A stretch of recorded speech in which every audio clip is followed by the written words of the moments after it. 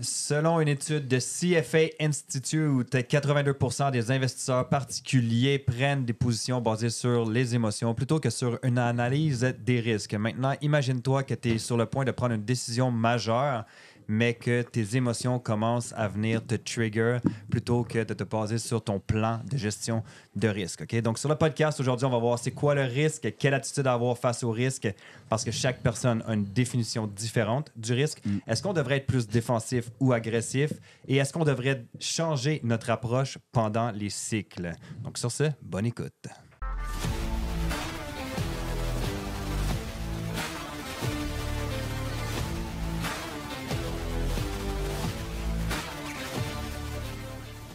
Comme vous savez déjà, je ne suis pas conseiller financier. On n'est pas conseiller financier. Tout ce qu'on va voir ensemble aujourd'hui ne peut pas être vu comme un conseil financier.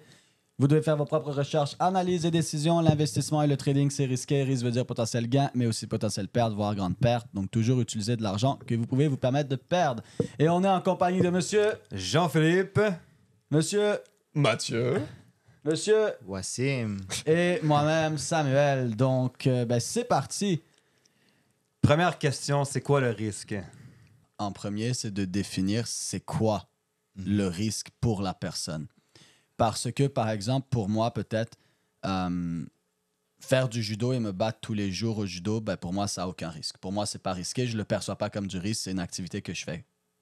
Mais quelqu'un d'autre peut plonger de 10 mètres aux Olympiques. Et pour moi, je regarde ce plongeon de 10 mètres. Je suis comme, waouh, ça, c'est tellement risqué. Et la personne le fait tous les jours. Et pour elle, ça ne comporte pas nécessairement de risque. Mais pour moi, ça comporte plein de risques. Mais cette même personne qui me regarde faire du judo et me battre est comme, mais c'est un malade, c'est super risqué. Alors que pour moi, je ne vois pas nécessairement le risque de la même façon.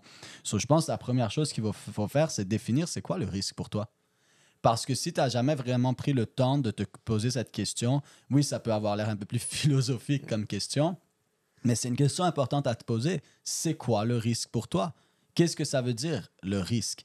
Parce que si je n'ai pas pris le temps de définir c'est quoi le risque pour moi et qu'est-ce qui est le risque et à quel point je suis capable d'accepter et d'endurer ce risque s'il arrive, déjà, on part sur une mauvaise note. So, je pense que la première question que chacune des personnes doit se poser, c'est quoi le risque pour moi? Qu'est-ce que ça veut dire du risque? Parce que moi, peut-être maintenant, je suis en train de vous parler de quelque chose en disant « Ah, risque ». Mais peut-être que pour moi, risque égale, je dis n'importe quoi, mais risque égale orange. Alors que quelqu'un d'autre, risque égale bleu. Mais alors, automatiquement, on n'est pas en train de parler de la même chose nécessairement. So, c'est vraiment de définir qu'est-ce que c'est le risque pour moi, comment je le ressens, comment je peux accepter aussi ce risque-là et jusqu'à où je suis capable de l'accepter. Ça, c'est la première chose à définir. Tu sais, souvent, les gens vont dire, ça, c'est quelque chose, une phrase que vous allez dire après, moi ça me fait trop rigoler. « Ah, il faut prendre plus de risques pour faire plus d'argent. » Ça, c'est comme un concept fondamental dans la tête des gens qui pensent que ça fait du sens. Ils disent, si je prends plus de risques dans des investissements plus risqués, eh bien, je vais faire plus d'argent. Mais si un investissement plus risqué te rapporterait toujours plus d'argent, alors il ne serait pas risqué. Il est risqué parce qu'il y a la chance qu'il ne te rapporte pas d'argent. Il est risqué parce qu'il y a la chance que tu perds tout. Donc, un investissement risqué ne veut pas dire plus d'argent. Un investissement risqué veut dire plus de chances de ne pas faire d'argent. Et vu que tu as plus de chances de ne pas faire d'argent, j'ai besoin de te donner une meilleure compensation pour prendre ce risque-là. Je te donne une meilleure compensation pour prendre ce risque parce qu'il y a plus de chances que tu ne fasses pas l'argent. Donc, ce n'est pas plus de risque égale plus d'argent. Parce que si plus de risque était égal à plus d'argent, alors ce ne serait pas risqué. Mais là, on pourrait partir loin, juste là. Mais c'est très bon ce que tu partages. Il y a autre chose également qui m'est venu en tête. On me parlait tout à l'heure d'autres sujets d'investissement. Et quand on parle de qu'est-ce que le risque pour toi, il y a quelque chose aussi qu'il y a à comprendre, c'est quand tu viens définir quel est ton risque, c'est fais-le sans émotion aussi. Parce que je me suis rendu compte chez beaucoup de personnes que parfois, le risque, il va être ressenti différemment en fonction des projets sur lesquels on vient investir. Tu parlais de projets qui étaient très risqués et potentiellement avec beaucoup de résultats à la clé. Je me suis rendu compte que pour certains, quand le résultat est super important, bizarrement le risque, il est un peu plus mis de côté et il est bien moins présent. Donc le faire sans émotion devient super important parce que quand tes émotions prennent le pas dans ta prise de décision d'investissement, peu importe le risque que tu peux avoir en face, tu n'es plus forcément apte en fin de compte à prendre les bonnes décisions, à le faire de la bonne manière. Donc le faire, oui, mais sans émotion, parce que si tu le fais avec des émotions, tu n'auras jamais le résultat que tu recherches. Oui, absolument. Aussi, par rapport au risque, moi j'ai parlé avec plusieurs personnes qui investissent dans la crypto sans nécessairement avoir les bonnes connaissances. Mais ils comprennent que il ne faut pas investir nécessairement n'importe où, mais sur les bons projets. Super, tu as les bons projets. Mais le prix que tu achètes ce projet-là va aussi définir ton risque. 100%. Si tu achètes, par exemple, on va aller sur les actions. Si tu achètes, par exemple, Meta. Meta, pour l'instant, elle a l'air d'être là pour rester. Elle évolue bien. Ça va vers le metaverse et tout ça. Si tu achètes cette action-là trop cher, ton risque, il n'est pas bon. Tu as des très bonnes chances d'être en perte. Mais même si c'est un bon projet. 100%. Et en fait, la première gestion du risque, c'est le prix. Souvent, quand tu regardes côté académique, ils parlent du risque et du prix comme deux choses séparées. Mais le prix et le risque, en fait, c'est la même chose. C'est les revers d'une même médaille.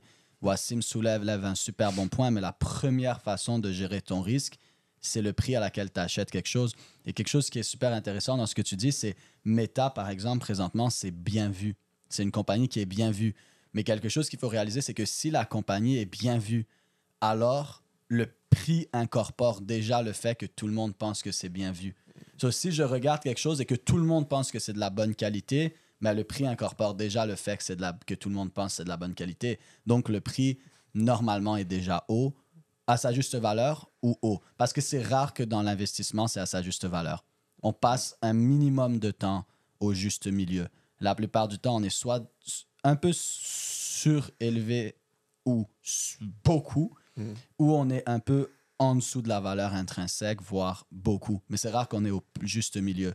Donc, si tout le monde sait que c'est bon, ben, ça veut dire que le prix incorpore déjà ça. Donc, le prix est sûrement déjà trop haut pour ce que ça devrait vraiment être. Et ça, c'est un autre truc par rapport au risque, et c'est d'être capable de voir qu'est-ce que j'achète à quel prix. On en avait déjà parlé, mais je ne vais pas acheter une boîte d'œufs à 150 balles. S'il y a une boîte de 12 œufs à 150 balles, je ne l'achète pas parce que je sais qu'une boîte de 12 œufs coûte 5 balles. So, je vais l'acheter à 5 balles ou en dessous de ça s'il y a un rabais. Mais les gens n'ont pas cette perception, ils ne savent pas la valeur intrinsèque. Ils arrivent dans le centre d'achat de l'investissement. Il y a plein de noms de compagnies, plein de projets crypto, plein de toutes sortes de choses différentes qu'ils ne connaissent pas. Ils n'ont aucune idée c'est quoi la valeur de ce produit-là. Et là, ça devient très facile d'acheter au-dessus de sa vraie valeur. Et comme a dit Wassim, alors là, tu peux acheter quelque chose de bon, mais si tu l'achètes au-dessus de sa vraie valeur, ton risque fait juste exploser. Si j'achète maintenant une voiture qui vaut 60 000 et je la paye 80 000, je me fais massacrer. Mon but, ça serait d'acheter la voiture à 80 000, à 60 000 et l'acheter à 40 000 ou 30 000 parce que je sais que je peux la revendre facilement. Sur la première gestion du risque, comme Wassim m'a dit, c'est le prix à laquelle j'achète quelque chose. Et une autre chose qu'il faut voir par rapport à ça, j'ai pas besoin d'acheter quelque chose qui est d'excellente qualité. Je ne veux pas dire d'acheter quelque chose qui est de la merde. Si une compagnie fait faillite et tout ça, malgré que c'est drôle parce que des compagnies qui font faillite, tu peux faire de l'argent avec les distressed debt, mais c'est une autre histoire. So, anyway, mais normalement, tu vas pas aller à moins que tu es vraiment un pro, tu vas pas aller vers une compagnie qui fait faillite. Tu veux pas acheter quelque chose qui est dans la merde. Mais tu peux acheter quelque chose qui est juste normal. Ils font pas nécessairement beaucoup d'argent, ils font pas beaucoup de pertes. C'est une compagnie normale ou un projet crypto normal. Mais il est à un excellent prix. Mais tu vas avoir beaucoup plus de résultats et beaucoup de moins de risques à acheter quelque chose de normal à un excellent prix que d'acheter quelque chose d'excellent à un prix normal. Yes.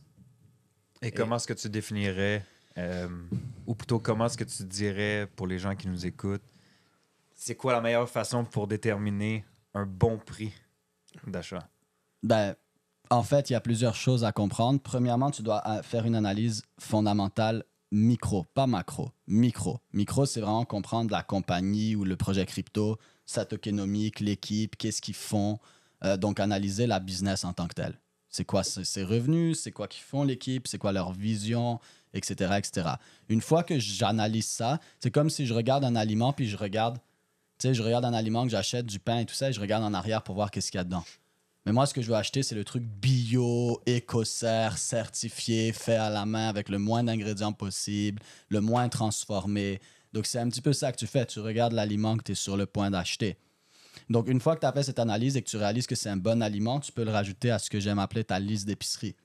Donc là, maintenant, tu le rajoutes à ta liste d'épicerie. Ta liste d'épicerie, quand tu investis, c'est pas 25 trucs. C'est genre 5, 8, peut-être 10 choses. Et c'est pas parce que tout est sur ta liste d'épicerie que c'est le moment de l'acheter non plus. So, tu fais ta liste d'épicerie comme ça et puis tu te ramasses avec 5, 6, 8, 10 choses que tu es comme ça, c'est excellent. C'est la première étape, le fondamental, le micro. Donc là, tu sais si c'est bon. Ensuite, tu as besoin d'évaluer le prix que ça vaut. C'est quoi la valeur intrinsèque? Parce que si maintenant je réalise que, OK, sur ma liste, j'ai des œufs, du lait, du pain et des fruits, des pommes. Mais je ne sais pas c'est quoi la valeur de la pomme. J'arrive au magasin et maintenant j'achète une pomme pour 5 balles. Alors que normalement, j'ai un sac de pommes pour 10 balles. Mais je ne réalise pas qu'en fait, chaque pomme vaut $1. So, je suis en train de payer 3, 4, 5 $ la pomme. J'achète la pomme beaucoup trop cher. So, je dois voir, OK, une pomme vaut $1. So, ce que je veux, c'est acheter une pomme en dessous d'$1. C'est comme ça que je vais faire du profit. Je ne vais pas maintenant investir. Beaucoup de gens, ils investissent en pensant au futur. C'est correct. Tu veux regarder le potentiel futur. Mais ça reste de l'investissement qui est 100% spéculatif parce que rien ne garantit le futur. So, tu veux acheter quelque chose qui, oui, a un potentiel futur, mais qui, aujourd'hui, tu peux le revendre déjà en profit parce que c'est en dessous de sa valeur intrinsèque. Et parfois, ça prend un certain temps pour revenir à la valeur intrinsèque. Mais c'est pas grave parce que tu sais que tu l'as acheté à la valeur intrinsèque. Et la meilleure façon de connaître la valeur intrinsèque, c'est de 1, analyser la valeur intrinsèque et de 2, avoir un edge en regardant le graphique. Grâce à du price action, concept de smart money et tout ça, tu peux maintenant mélanger tes connaissances pour analyser la valeur intrinsèque avec le graphique et vraiment avoir une idée de ça, c'est un bon prix ou pas. Et une fois que tu as ce bon prix-là, là, tu sais, OK, moi, j'achète tout ce qui est en dessous de 50 sous. Ma pomme en dessous de 50 sous, si c'est pas en dessous de 50 sous, j'achète pas. Si tu arrives au magasin et elle n'est pas en dessous de 50 sous, tu n'achètes pas. Tu achètes l'autre truc qui est au prix que tu veux. S'il n'y a rien qui est au prix que tu veux, tu retourneras au magasin demain. Le marché, il est ouvert tout le temps. Et ça, il n'y a pas beaucoup de monde qui le font. Non. Pas beaucoup de monde. La majorité des gens, quand ils investissent, ils achètent, ils hold, ils espèrent un certain pourcentage, ça, c'est un retour, et après, ils vendent. Ou ne vendent pas, tout simplement. Oui, ils vendent pas. Ouais. Exactement. Et c'est là l'importance d'avoir un système.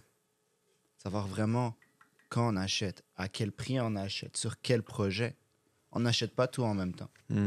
C'est pas parce qu'on a reçu notre paye à la fin du mois qu'on va l'investir directement. Non, on va garder, on va attendre le bon moment et on va investir ce qu'on a accumulé. C'est ce qu'on explique avec le Infinite Money Machine. Tu te bâtis un critical mass. Le DCA, c'est bien, mais c'est pour les purs amateurs. Parce que le DCA, ça veut dire qu'à un moment, tu es en train d'acheter quelque chose à un bon prix, mais peut-être à un prix ridicule. Tu ne ferais jamais ça avec ton épicerie, tu ne ferais jamais ça avec ton électricité, tu ne ferais jamais ça avec ton essence. Mais jamais de ta vie, tu irais payer 10 fois plus cher le prix de l'essence. Tu vas juste aller à une autre station. Moi, je suis le premier, je ne vais jamais le faire. Même si c'est une fois. Mais les gens le font en mode DCA et ils se disent c'est bon. C'est sûr que c'est mieux que de ne rien faire. Mais c'est pas bon. C'est juste mieux que de ne rien faire. Et quand on parle aussi d'attitude envers le risque, il y a un des points qui était survenu, c'est défensif ou agressif. À quel moment est-ce que vous diriez que c'est bon d'être défensif et à quel moment est-ce que vous diriez que c'est bon d'être agressif? Qu'est-ce qu'on veut dire par défensif? Juste pour être sûr. Sam pourrait t'expliquer, c'était ses points. Ben, c'est l'attitude que les gens vont prendre en investissant. So, par exemple, beaucoup de personnes vont être très défensifs au début d'un marché. So, par exemple, prenons 2008, le marché vient de crash, les gens se sentent mal, tu as les meilleurs prix, mais le marché fait juste recommencer à monter, ils ne sont pas sûrs, ils ne vont pas vraiment prendre action. Le marché monte un peu plus, c'est comme peut-être que ça repart, ils vont être quoi? Extrêmement défensifs. Ils vont avoir très peur du risque, alors ils vont aller dans les trucs les moins risqués possibles et mettre le moins d'argent possible. Donc si par exemple ils ont 10 000 $, ils vont mettre 500. Là ça monte un peu, 500. Là ça monte un peu, 500. Là ça monte un peu, 500. Et qu'est-ce qui se passe? C'est qu'ils sont extrêmement défensifs en bas du marché. Et quand le marché explose et qu'ils commencent à faire des profits, là, ils commencent à mettre 2000, 3000, 4000. Mais vu que le marché a déjà monté, comme Wassim a dit, le prix est maintenant plus haut qu'avant, donc tu as plus de risques. Alors, ironiquement, les gens sont plus défensifs et prennent moins de risques au début d'un cycle et plus à la fin quand le marché a monté parce qu'ils regardent les résultats passés. Ah, c'est bon, c'est en train de monter. Alors que ça devrait être l'inverse. Tu devrais être extrêmement agressif au début d'un cycle, mettre 8000 balles d'un coup. Et quand le marché commence à monter, c'est là où tu devrais avoir peur et devenir défensif, prendre du profit, puis juste mettre des 100 balles, puis avoir peur. Parce que tu regardes le passé, puis tu dis, j'ai déjà fait tout ce chemin-là. Mais les gens, au lieu de dire, on a déjà fait tout ce chemin-là, je devrais faire attention. Ils se disent, on a fait tout ce chemin-là, waouh, et ils investissent. Alors que ça devrait être, on a déjà fait tout ce chemin-là, ouf, on commence à être haut là. Et plus on est haut, plus tu risques de mourir.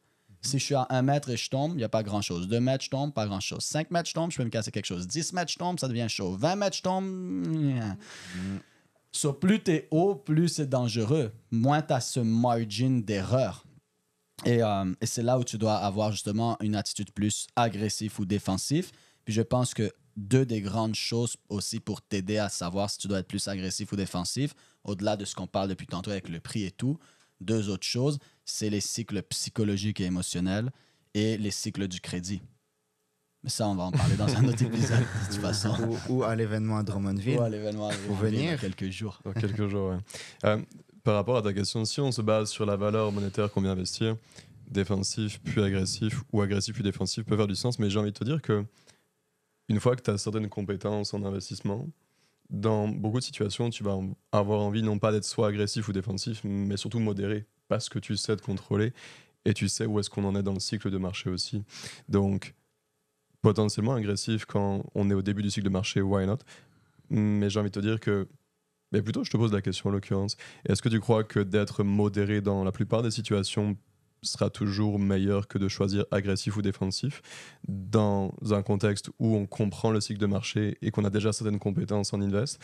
Est-ce qu'il ne serait pas plus intéressant à ce moment-là d'être uniquement modéré et non pas vouloir avoir une stratégie purement agressive au début parce que tu penses et tu sens que c'est le début du marché, mais est-ce que tu en es sûr déjà? Et en l'occurrence, être défensif dans une zone où tu penses et tu sens que c'est la fin du marché, mais est-ce que tu en es sûr également, tu vois?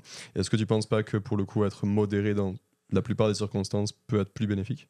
Ouais. En fait, le but, c'est d'être neutre. Donc, c'est un bon point que tu lèves parce que quand on dit être agressif, ça veut pas dire je m'entraîne pas, je fonce et je me bats contre Mike Tyson. Être défensif, ça veut pas dire non plus je m'entraîne pas, je reste caché chez moi et je fais rien.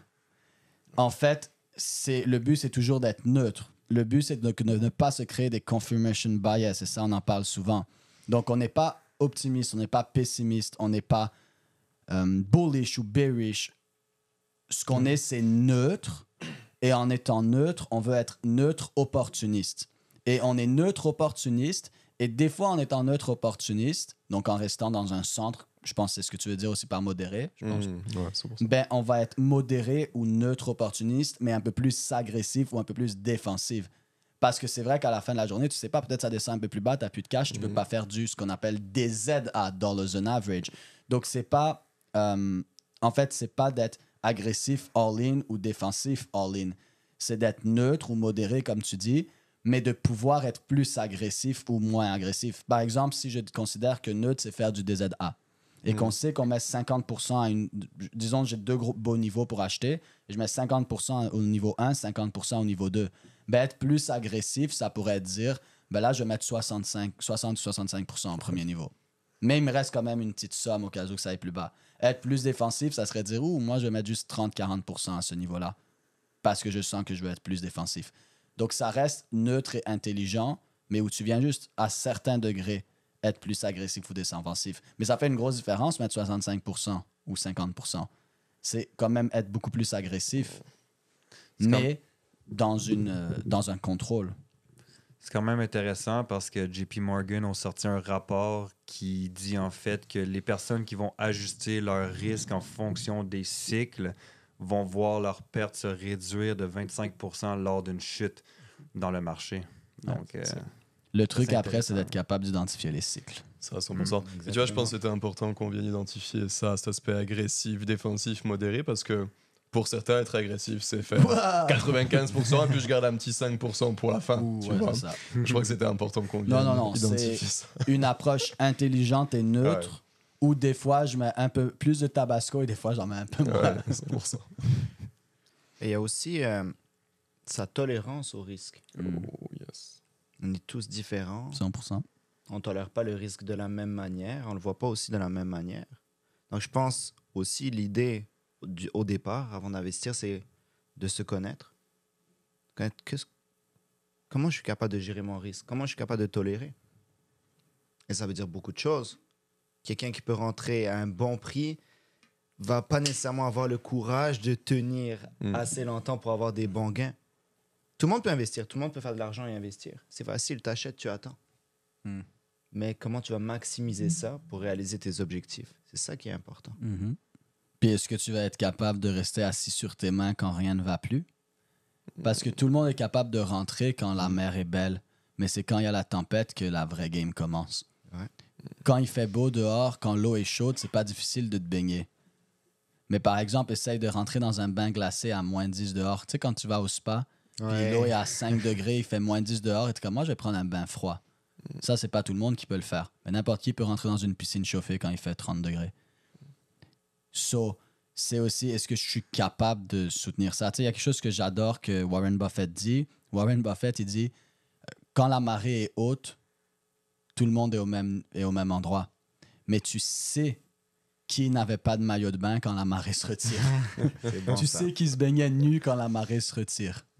Quand la marée est haute, ça, tout le monde a l'air au même endroit. Donc, ouais. Je sais pas si tu as d'autres points que mon cher. C'est une belle phrase. Ça. Pas d'autres points non plus. Ouais, c'était bon. C'est pas, on se voit sur le prochain épisode. Donc voilà, morale de l'histoire, guys. Prenez Gardez le votre temps. maillot de bain. c'est tout. Gardez votre maillot de bain. Ouais, Prenez le temps le dernier point que Wassim a amené, prenez le temps d'identifier ce qu'on a dit au début et à la fin. C'est quoi le risque pour vous? En quoi ça vous touche? C'est quoi ma tolérance au risque? Et une fois que tu as identifié ces choses-là, là, tu peux commencer à avancer un petit peu plus avec ce qu'on a partagé ensuite dans le podcast. Un dernier point, c'est vrai, moi j'ai un dernier point que je viens de penser. Quelque chose qui est important aussi, c'est de faire attention quand nos émotions augmentent et qu'on devient plus greedy ou plus dans de la peur, les émotions peuvent aussi exploser et donc aussi notre tolérance au risque, on réalise plus ce qu'on tolère ou pas. Je vais vous donner un exemple. Alanis et moi, on voulait faire de la moto. J'en ai déjà parlé, mais je vais le refaire parce que c'est un exemple super. Et on voulait acheter une Ducati. Et quand tu achètes une Ducati, c'est pour aller vite. OK, on va pas mentir. C'est pour sortir à 2 h du matin et rouler beaucoup trop vite. So, on s'est dit, OK, mais si on prend une Ducati et qu'on roule vite, il faut qu'on s'achète le meilleur équipement, là. Tu sais, le casque, le truc en cuir, là, t'as l'air dans une armure. Comme ça, on va pouvoir rouler vite. Mais ironiquement, si maintenant on achète cet équipement pour se protéger, on se sent plus en sécurité. Donc, on va prendre plus de risques en conduisant de façon plus agressive, ce qui fait que finalement, on est plus à risque d'avoir un accident parce qu'on se pense plus protégé. Tandis que si on achète la moto et on a juste un casque et tu te sens pas protégé, tu es juste en t-shirt, tu vas conduire de façon beaucoup plus prudente parce que tu te sens plus à risque. Et vous pouvez regarder, il y a un sondage sur ça aux États-Unis. La plupart des plus gros accidents mortels et tout, c'est des gros VUS. Parce que les gens sont dans des gros autos, ils se sentent en sécurité dans leur voiture, ils roulent de façon plus agressive et ils ont des plus gros accidents. Alors le fait de te sentir plus en sécurité te fait prendre plus de risques qui finalement fait en sorte que tu es moins en sécurité que si tu n'avais pas eu cette sécurité à la base. Donc je trouve ça intéressant à regarder même dans la vie en général et c'est quelque chose qui peut aussi se refléter rapidement, surtout si vous avez de l'expérience dans vos investissements. Cette fausse croyance de sécurité qui vous fait prendre plus de risques qui finalement crée le risque que vous voulez éviter.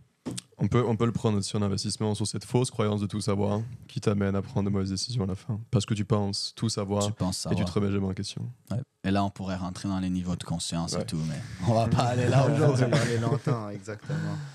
Donc voilà, Ouais. guys. On se voit sur le prochain épisode. Hey!